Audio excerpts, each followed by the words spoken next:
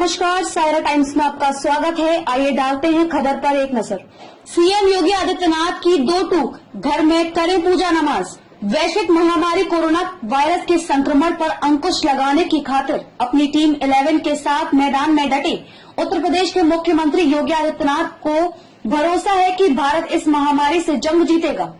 CM Yogi Adityanath ने एक निजी न्यूज चैनल के साथ अपनी वरीयता के साथ कोरोना वायरस से बचाव पर अपनी सरकार की योजना पर विस्तार से चर्चा की। सीएम योगी आदित्यनाथ ने कहा कि कोरोना के खिलाफ लड़ाई में हम कई देशों के मुकाबले बेहतर स्थिति में हैं, लेकिन हमें अभी भी और सतर्क रहने की जरूरत होगी। उन्होंने कहा कि कोरोना वायरस से बचने के लिए हम व्यापक कार्य योजना बना रहे हैं। पीएम नरेंद्र मोदी के निर्देश पर देश में लंबे लॉकडाउन से सभी को बड़ी राहत मिली है। हमने भी अफसरों की टीम के साथ मंत्रियों का समूह गठित किया है और कोरोना से निपटने के लिए हम लोग रोज एक एक कदम आगे बढ़ रहे हैं।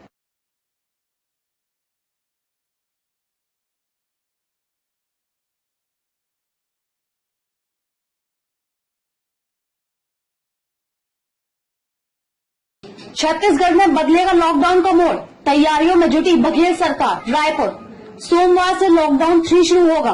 लॉकडाउन के इस दौर में आम लोगों को कई तरह की रियायतें मिलेंगी। भीड़ बढ़ने की समस्या को लेकर सरकार की चिंता बढ़ गई है।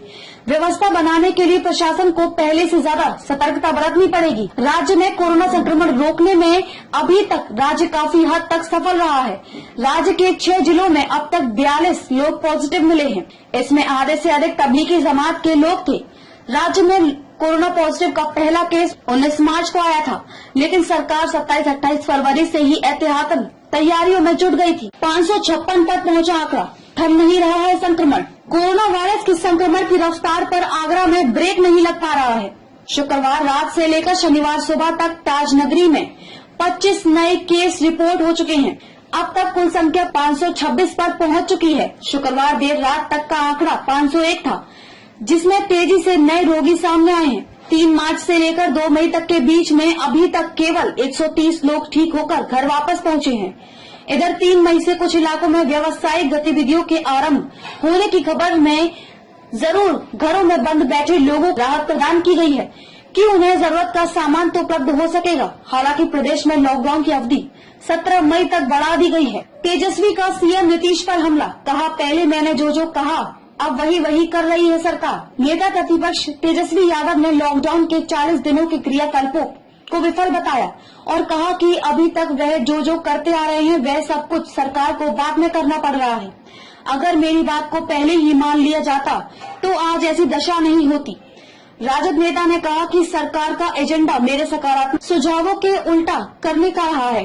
सबसे पहले मैंने 30 मार्च को सभी कामगारों को विशेष ट्रेन से वापस बुलाने की मांग की थी। उस वक्त जो भी लौटे थे उनमें कोई भी पॉजिटिव नहीं था, किंतु सरकार ने हमारी बात नहीं सुनी, उल्टे बचकाने कहकर खारिज कर दिया।